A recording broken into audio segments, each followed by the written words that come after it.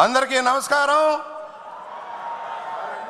జోహార్ జోహార్ ఎన్టీఆర్, ఎన్టీఆర్, ఎన్టీఆర్. ముందుగా నేను ఈ స్థానంలో ఇక్కడ ఉండటానికి రాజకీయ భిక్షను పెట్టిన మహామారుడు, తెలుగు జాతి గర్వించదగ్గ మహావ్యక్తి నందమూరి తారక రామారావుకి నమస్కారాలు తెలియజేస్తా ఉన్నాను. ఒక చరిత్ర, భారతదేశ చరిత్రలో ఏ విధంగా అంకాలు ఉంటాయో ఆంధ్రప్రదేశ్ చరిత్రలో, తెలుగు జాతి చరిత్రలో నందమూరి తారక రామారావు గారి చరిత్ర అద్వితీయంగా ఉంటుందన్నది విషయాన్ని మనకు తెలుసు.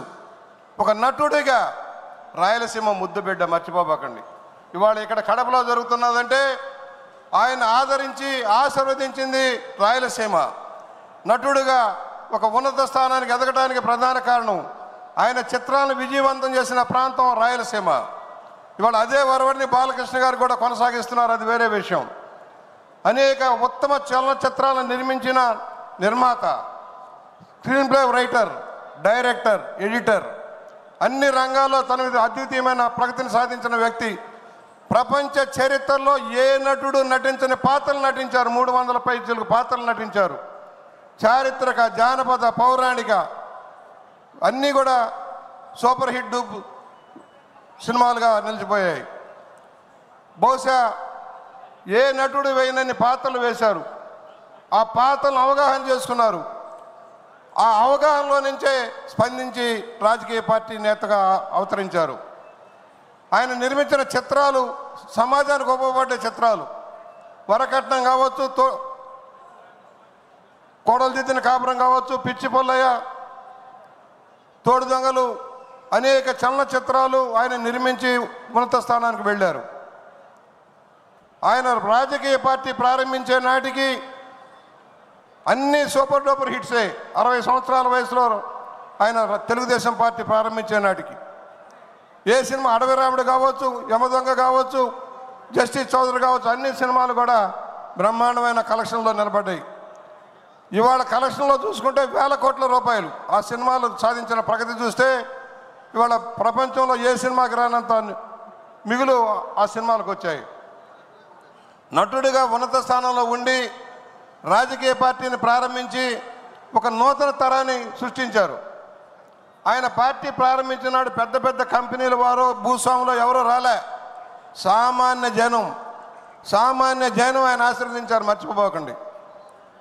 ఒక పాత చవర్లెట్ కారు తీసుకొని ఆయన చైతన్య యాత్ర చేస్తూ ఉంటే ఆయన ప్రసంగాలు వినటం కోసం రాత్రి 3, 4, 48 గంటలు కూడా వేచి చూసిన సందర్భాలు ఉన్నాయి.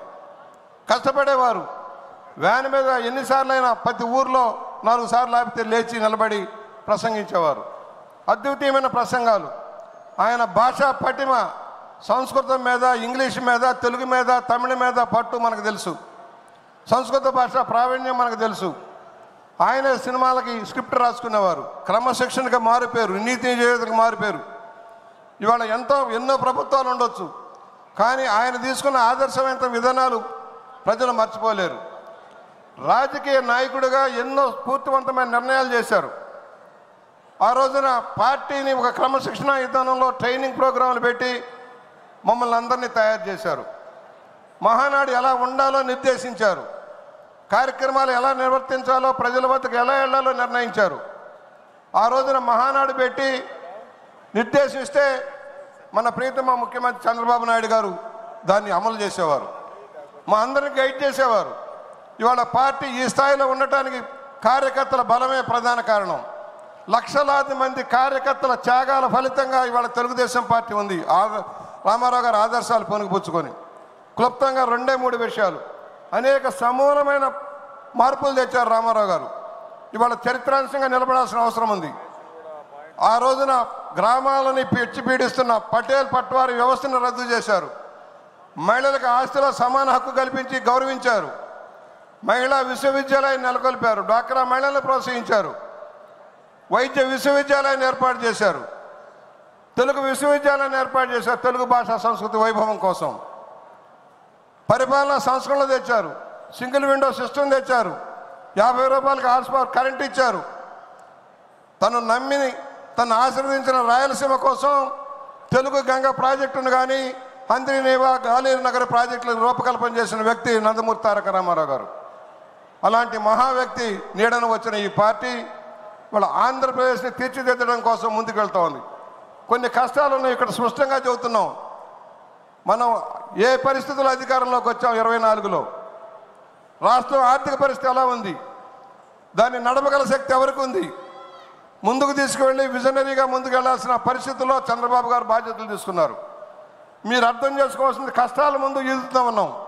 కత్తి మీద సాము పరిపాలన, 10.5 లక్షల కోట్ల అప్పుతోటి పరిపాలన చేపట్టిన చంద్రబాబు గారు ఇవాళ అనేక కార్యక్రమాలు అమలు చేస్తున్నారు రామారావు గారిని స్ఫూర్తితో. ఎన్నెన్నో ఒడిదుడుకులు. రామారావు గారు ఆ రోజున చిన్న 1000 కోట్ల బడ్జెట్ ఉన్నప్పుడే 35 రూపాయల పెన్షన్ పెట్టారు. పక్కా గృహమాలకు నాంది పలికారు. 2 రూపాయల కేజీ 2 రూపాయల మంత్రిగా నన్ను చేశారు. ఇలాంటి అనేక సంక్షేమ కార్యక్రమాలు అమలు చేసి రాష్ట్రాన్ని ముందుకు తీసుకెళ్ళొచ్చాను. రామారావు గారికి మనం ఘనంగా నివాళులర్పించుకుంటూనే ఇవాళ మన మీద క్లుప్తంగా బాధ్యత చెప్తా ఉన్నా. ఇంకా సంవత్సరం అయింది, ఇంకా ఏదో కావాలి ఆశపడటం సరైనది కాదు. కష్టాలు ఉన్నాయి, ఆర్థిక లోటుపాట్లు ఉన్నాయి. అన్నింటిని అధిగమించి పరిపాలన ముందుకు తీసుకువెళ్తున్నారు. ఎన్నికల్లో మనం ఇచ్చిన వాగ్దానాలను అమలు చేస్తూ ఉన్నారు. దాన్ని కూడా అర్థం చేసుకోవాల్సిన పరిస్థితి ఉంది. ఎందుకంటే కనీసం నేను అనుకున్నది, ఒక సీనియర్ మెంబర్గా 2-3 సంవత్సరాలకు తక్కువ పట్టదు. పరిపాలన గాడిలో పెట్టడానికి 2-3 సంవత్సరాల కంటే తక్కువ పట్టదు అనుకునేవాడిని. 1 సంవత్సరానికే లైన్లోకి తెచ్చారు. చెప్పినవన్నీ అమలు జరుగుతూ ఉన్నాయి. ఇవాళ ఈ మహానాడుకి ఇంత భారీ ఎత్తున కార్యక్రమాలు చేపట్టారంటే ఇది ఒక చరిత్ర. తెలుగుదేశం పార్టీ సంక్షేమ విధానాలను అమలు చేస్తుంది. ఏ పార్టీ దేశంలో వేల లక్షల కోట్లు ఆదాయాలు ఉన్న పార్టీలు చేయని కార్యక్రమాలని చంద్రబాబు గారి నాయకత్వంలో వీళ్ళ పార్టీ చేస్తూ ఉంది. కార్యకర్తల సంక్షేమం కోసం ఎన్టీఆర్ ట్రస్ట్ని నడిపి బ్లడ్ బ్యాంకులు కానీ, క్యాన్సర్ హాస్పిటల్ కానీ, కార్యకర్తల సంక్షేమం, ఇన్సూరెన్స్ పథకాలు అమలు చేస్తున్న విధానం మనం గమనించాలి. నేను చివరిగా ఒకటే చెబుతున్నా, భరోసా ఇస్తున్నాం.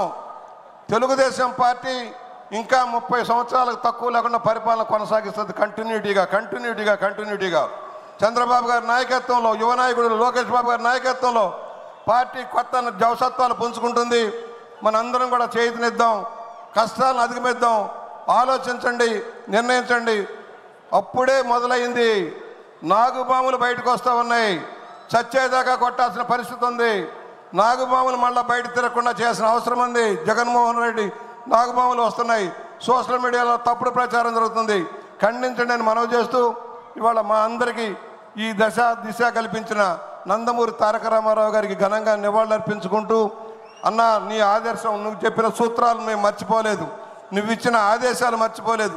నీతి నిజాయితీగా ప్రజలకు దగ్గరికి పరిపాలనగా ఉండాలి, ప్రజల మధ్య ఉండమన్నారు. మీరు కూడా ఉండాలని కోరుకుంటూ సెలవు. Thank you sir. తర్వాత మాజీ హోంశాఖ మంత్రులు శ్రీ నిమ్మకాయల చినరాజప్ప గారు ఇదే యుగ పురుషుడి గురించి మాట్లాడాల్సిందిగా ఆహ్వానిస్తున్నాం.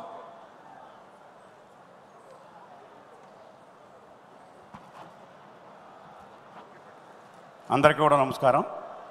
పెద్దలు మన సీఎం గారు చంద్రబాబు నాయుడు గారికి, లోకేష్ గారికి, వేదికరించిన పెద్దలందరికీ కూడా నమస్కారాలు తెలియజేసుకుంటూ, కుటుంబ సభ్యులందరికీ కూడా నా నమస్కారం. చాలా సంతోషం.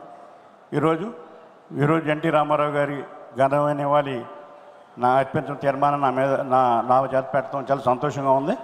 ఎందుకంటే ఆయన తోటి పనిచేసిన వ్యక్తిగా నాకు ఈ అవకాశం ఇచ్చినందుకు మరి పెద్దలకు అభినందన తెలియజేసుకుంటూ, ముందుగా చంద్రబాబు నాయుడు గారికి కూడా అభినందన తెలియజేస్తున్నాను. ఎందుకంటే ఎన్టీ రామారావు గారి బర్త్డేని ప్రభుత్వ పరంగా చేయాలని చెప్పి నిర్ణయించినందుకు వారికి ప్రత్యేకంగా అభినందన తెలియజేసుకుంటూ, అలాగే ఎన్టీ రామారావు గురించి అందరికీ తెలుసు. మనకి ఎన్టీ రామారావు గారు ఒక యుగ పురుషుడు. ఆయన మకుటం లేని మహారాజుగా సినీ పరిశ్రమలో పనిచేసి ఆయన అనేక సినిమాలు యాక్ట్ చేసి ఆయన పాత్రలు కూడా కృష్ణుడు, రాముడు పాత్రలు వేసినప్పుడు కూడా ఆ పాత్రలు